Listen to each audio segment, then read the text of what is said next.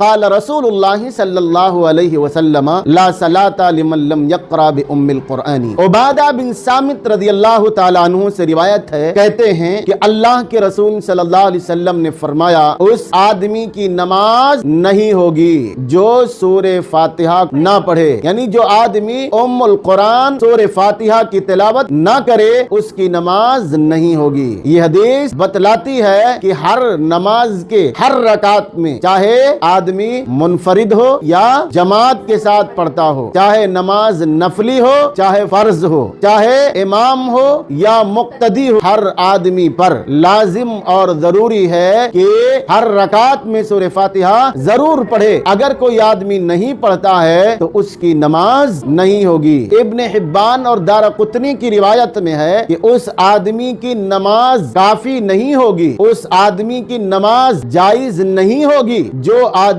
اپنی نماز میں سورہ فاتحہ کی تلاوت نہیں کرتا ہے۔ اور احمد کی ایک دوسری روایت میں ہے، ابو داؤد، ترمذی اور ابن حبان میں ہے، اللہ کے نبی صلی اللہ علیہ وسلم نے فرمایا لعلکم تقرؤون خلف امامکم، شاید کہ تم لوگ اپنے امام کے پیچھے قرأت کرتے ہو۔ صحابہ کرام نے کہا ہاں۔ اللہ کے نبی صلی اللہ علیہ وسلم نے فرمایا لا تفعلوا، ایسا تم ہرگز نہ کرو، اپنے امام کے پیچھے قرأت نہ کرو الا بفاتحۃ الکتاب، سوائے سورہ فاتحہ کے، یعنی امام کے پیچھے بھی سورہ فاتحہ کو پڑھا کرو۔ فإنہ لا صلاۃ لمن لم یقرأ بها، اس آدمی کی نماز نہیں ہوتی ہے جو آدمی اپنی نماز میں سورہ فاتحہ کی تلاوت نہیں کرتا ہے۔ پتہ یہ چلا کہ ہر نماز کے ہر رکعت میں سورہ فاتحہ کی تلاوت ہر